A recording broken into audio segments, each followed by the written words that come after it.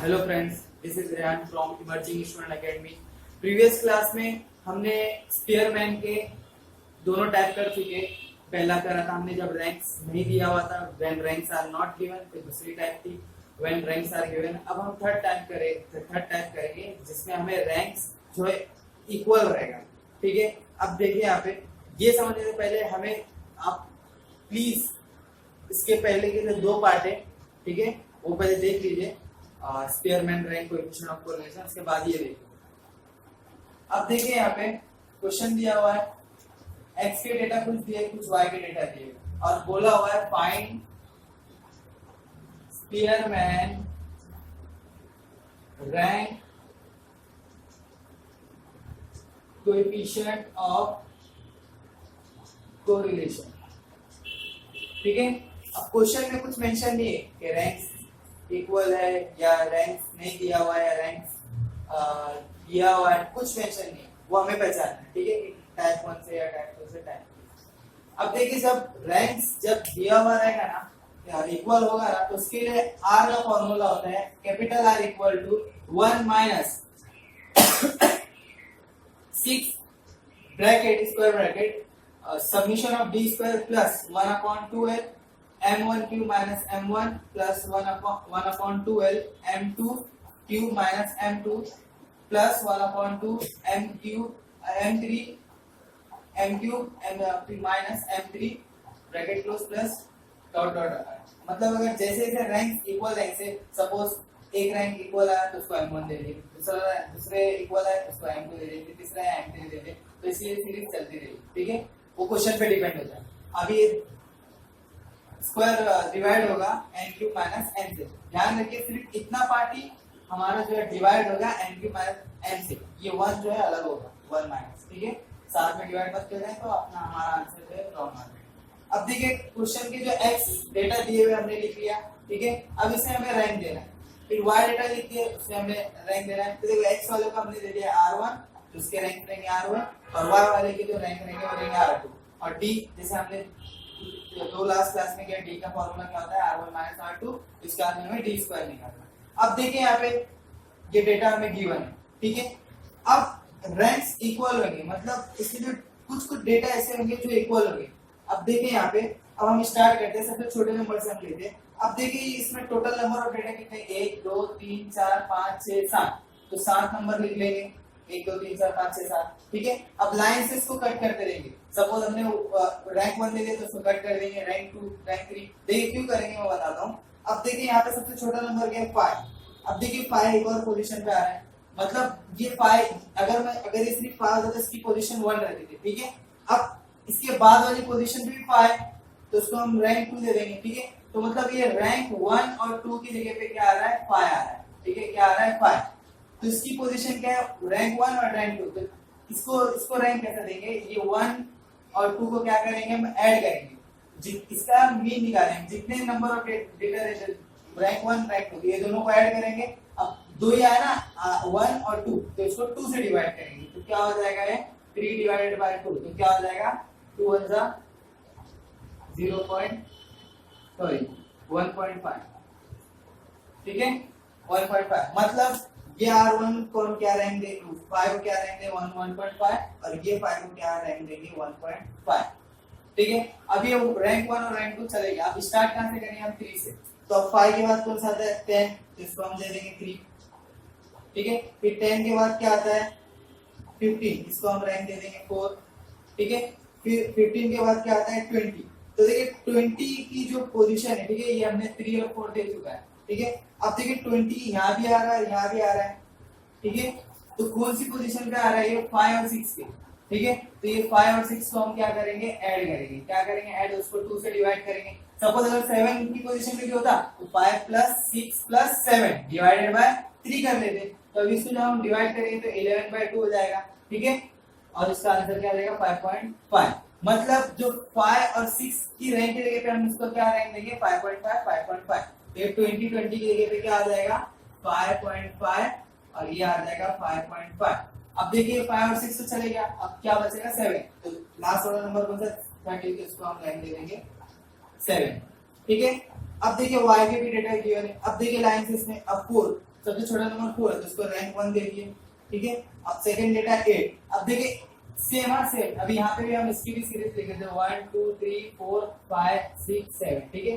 अब देखिए रैंक 1 हमने 4 को दे दिया है, अब रैंक 2 और 3 की पोजीशन पे क्या 8 8 आ रहा है, मतलब 2 और 3 की पोजीशन पे रैंक इक्वल है, तो क्या करेंगे 2 + 3 डिवाइडेड बाय 2, तो 5/2 हो जाएगा, तो 5/2 हमारा आंसर क्या आ जाएगा 2.5, ठीक है। तो हम 8 की पोजीशन पे क्या दे देंगे, इसको रैंक 2.5 और इसको रैंक दे देंगे 2.5।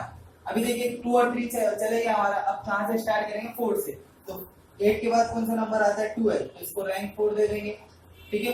फिर ये 4 चले गया और उसके बाद में 5th पोजीशन पे 12 के बाद क्या आता है 16, तो इसको 5 नंबर से 5 रैंक दे देंगे, इसके बाद में 20, ये हो जाएगा हमारा 6 और ये क्या हो जाएगा 7, ठीक है। तो देखिए अभी इसको हम जब माइनस करेंगे 5.5 माइनस 2.5 तो क्या हो जाएगा हमारा ये 3 हो जाएगा, ठीक है। 7 माइनस 7 हो जाएगा 0, 1.5 माइनस 5 तो हो जाएगा माइनस 3.5 हो जाएगा, ठीक है। अब 4 माइनस 1 ये हो जाएगा 3 हो जाएगा, ठीक है। और 3 माइनस 2.5 तो क्या हो जाएगा हमारा 0.5 हो जाएगा, ठीक है। 1.5 माइनस 4 कितना हो जाएगा 2.5 हो जाएगा, ठीक है। अब वैसे ही इसको करें, देखिए कुछ जादू नहीं हुआ है, मैंने बस वीडियो को पॉज किया था ताकि मैं कैलकुलेशन कर सकूं, ठीक है। वीडियो के बीच में करता तो इसके लिए टाइम थोड़ा ज्यादा लग जाता था, इसलिए मैंने वीडियो को पॉज किया और कैलकुलेशन किया, ठीक है। ये कोई जादू नहीं हुआ है, ठीक है। अब देखिए हमने लाइन से सबको रैंक दे दिया है, अब डी हमें फाइंड आउट करना है, ठीक है। तो डी क्या हो जाएगा R1 माइनस R2, मतलब ये R1 है ये R2, ठीक है। मैं इसको दिखा देता हूँ, देखिए ये R1 और ये R2 को हमें क्या करना पड़ेगा माइनस करना पड़ेगा, तो हमें डी की वैल्यू आ जाएगी। तो देखिए 5.5 माइनस ये आ जाएगा हमारा 7 माइनस 7 0 आ जाएगा, 1.5 माइनस ये माइनस 3.5 आ जाएगा, सेम ऐसे हम क्या करेंगे माइनस करेंगे। इसके बाद डी का स्क्वायर निकालेंगे, 3 का स्क्वायर 9, 0 ये 0 है, 0 का स्क्वायर 0, ऐसे ही सबके स्क्वायर निकालेंगे, माइनस 3.5 का स्क्वायर 12.25 आ जाएगा, ऐसे सबका डी स्क्वायर। अब देखो यहाँ पे जगह नहीं है ना नीचे जगह, इसलिए मैंने इसका टोटल सॉल्यूशन डी स्क्वायर का ऊपर लिख दिया। अब देखिए यहाँ पे ये हमारा फॉर्मूला है, ठीक है। अब देखिए रैंक्स यहाँ पे कब कब इक्वल हुआ था, अब देखिए यहाँ पे ये पाई इक्वल हो रहा है, तो इसको m1 दे दीजिए, ठीक है। m1 अब कितने बार रिपीट हो रहा है 2 बार, अगर सपोज अगर 5 अगर 3 बार आता तो m1 की वैल्यू क्या हो जाती थी 3 हो जाती थी, ठीक है। लेकिन 2 बार रिपीट हो रहा है इसलिए हमने 2 लिख दिया, ठीक है। अब उसके बाद में देखिए और क्या रिपीट हो रहा है 20 और ये 20, ठीक है। तो ये 20 भी 2 बार रिपीट हो रहा है, तो हमने m2 इसको m2 नाम दे दिया, तो m2 क्या हो गया 2 हो गया। अब उसमें और कुछ नहीं बचा, ठीक है। अब R2 में क्या क्या इक्वल आ रहा था रैंक 2 में, देखिए ये दोनों इक्वल, ये भी 2 बार रिपीट हो रहा था, तो इसलिए हमने m3 भी क्या दे दिया 2 दे दिया, ठीक है। अगर 3 बार रिपीट होता है तो हम m3 की वैल्यू 3 दे देते थे। अगर और अभी अगर ये m3 का अगर सपोज और कोई नंबर अगर रिपीट होता तो हम उसे m4 से डिनोट करते थे, ठीक है। अब देखिए यहाँ पे अब डायरेक्ट इसमें पूरी वैल्यू मत पुट कीजिए, थोड़ा कंफ्यूजन हो जाएगा, इसलिए क्या करिए अभी देखो m1 m2 m3 की वैल्यू यहाँ पे सेम आई है, तो उसका तो हम एक ही बार में करेंगे, मतलब जो m1 जो इसकी वैल्यू रहेगी वही इसकी वैल्यू रहेगी, वो इसके m और m1 m2 m3 की वैल्यू सेम। अगर अलग अलग आती है तो हम अलग अलग लेके करेंगे, पहले ये m1 के लिए लेके करेंगे, m2 के लिए m3 के लिए, तो सारी वैल्यू डायरेक्ट यहाँ पे उठा के पुट कर देंगे। अब इस पे मत पुट करना, थोड़ा कॉम्प्लिकेटेड हो जाएगा, इसलिए थोड़ा अलग कर लेना, ठीक है। अब देखिए मैंने यहाँ पे अलग कर लिया 1/12 m1 क्यूब माइनस m1, फिर मैंने जब करा तो क्या हो जाएगा 1/12 m1 मैंने ले लिया 2 क्यूब माइनस 2, 1/12 8 माइनस 2 1/12 और ये जाएगा 6, तो हमारा आंसर आएगा 0.5, ठीक है। अब देखिए ये m2 भी 2 है तो उसका भी आंसर ये, इसका भी आंसर 0.5 आ जाएगा, इसका भी आंसर 0.5 आ जाएगा। अगर सपोज अगर 3 होता तो यहाँ पे कुछ आंसर अलग आ जाता, तो उसको अलग से सॉल्व करते थे, यहाँ पे कुछ अलग वैल्यू आ जाती। अब देखिए मैंने टाइम बचाने के लिए मैंने ऐसा किया, ठीक है। अब देखिए यहाँ पे हमारा फॉर्मूला क्या है, r equal to 1 minus 6 into submission D square plus 1/12, ये लाइन से चलता रहेगा, जितने भी रिपीटेशन आते रहेंगे थे और भी रिपीट होता है m4 m5 वो होता रहेगा, लेकिन एग्जाम में इतना नहीं आएगा, 3 ज्यादा 4, उससे ज्यादा देगा ही नहीं, उस 5 मार्क के लिए आएगा, उससे ज्यादा तो आएगा नहीं। ठीक है, तो R1 इक्वल टू 1 माइनस 6 हमारा कांस्टेंट वैल्यू, फिर ब्रैकेट सबमिशन डी स्क्वायर। अब देखिए मैंने सबमिशन डी स्क्वायर मैंने ऊपर लिखा है 37, यहाँ पे 37 आ गया, फिर बीच में क्या है प्लस। अब इसकी वैल्यू हमारी पूरी क्या आ गई है ना, इसकी वैल्यू देखिए हमने यहाँ पे पूरे टर्म की वैल्यू क्या है हमारे पास 0.5, तो 0.5 पुट कर दिए। ये भी टर्म, ये भी, इसमें m2 की भी वैल्यू सेम है, तो इसका भी आंसर 0.5 आएगा और इसका भी आंसर क्या होगा 0.5। और देखिए सिर्फ इतना ही इसका डिवाइड होगा, पूरा मत डिवाइड कर देना, आंसर गलत आ जाएगा, कुछ करके भी कुछ फायदा नहीं, 0 मार्क्स मिलेगा क्लास में, इसलिए ध्यान देना। ठीक है, अब देखिए n क्यूब, ये n क्यूब माइनस n के इसमें नंबर ऑफ डेटा कितने, 1 2 3 4 5 6 7 डेटा है, तो 7 क्यूब, ये n क्यूब है तो 7 क्यूब माइनस 7 लिख लिया हमने। अब देखिए सबसे पहले ये पार्ट हम सॉल्व करेंगे, तो देखिए यहाँ पे 6 और 6 इंटू ये पूरे पार्ट को हम ऐड करेंगे 37 प्लस 0.5 प्लस 0.5 प्लस 0.5, है ना, तो क्या हो जाएगा 38.5 हो जाएगा, डिवाइड बाय 7 क्यूब कितना होता है 343 माइनस 7। अब देखिए यहाँ पे 1 माइनस, अब ये 6 को मल्टीप्लाई करेंगे 38.5 से, तो क्या हो जाएगा हमारा 231। ठीक है, डिवाइडेड बाय, और इसको 343 को माइनस करेंगे 7 से, तो हमारा क्या आ जाएगा 336। अब पहले हम ये पार्ट, सबसे पहले हम ये पार्ट को हम डिवाइड करेंगे, तो इसको जब डिवाइड करें तो हमारा आंसर आ जाएगा 0.6875। जब इसको हम 1 से जब माइनस कर देंगे तो क्या आ जाएगा, r इक्वल टू आ जाएगा 0.3125।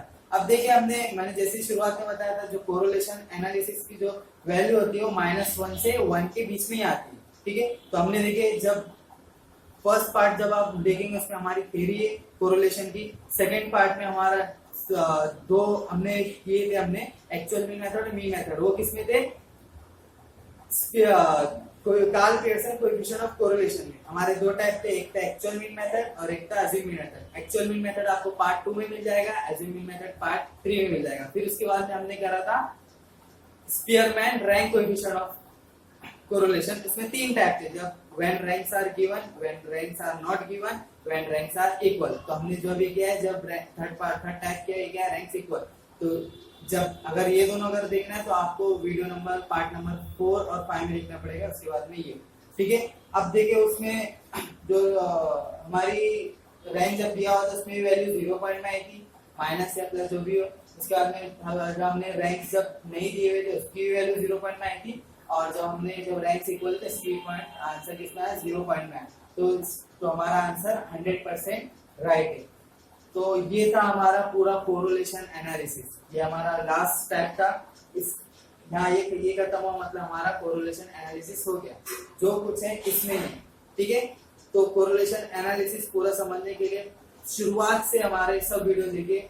सबसे पहले देखिए उसकी theory, part 1 part 2 part 3 part 4, तो लाइन से देखते रहिए, तो आपको कोरिलेशन एनालिसिस पूरा अच्छे से समझ जाएगा कि होता क्या है। पार्ट 1 में मैंने पूरा बताया। ठीक है, तो अगर आपको मैथ्स के किसी भी टॉपिक पे अगर लेक्चर चाहिए हो तो प्लीज कमेंट में नीचे लिख के बताएं कि हमें कौन से चैप्टर चाहिए, कौन से टॉपिक चाहिए, वो हमें बताएं, तो हम इंशाल्लाह हम उस टॉपिक पे वीडियो बनाएंगे। ठीक है, तो ये था हमारा कोरिलेशन एनालिसिस। अगर कुछ डाउट हो तो हमें ये नंबर है, इस पे कॉल भी कर सकते हैं, और डिस्क्रिप्शन में हमारा पूरा एड्रेस है, तो आप वहाँ से भी देख सकते हैं। और प्लीज लाइक करें जो हमेशा की तरह, सब्सक्राइब करें और कमेंट करें। ठीक है।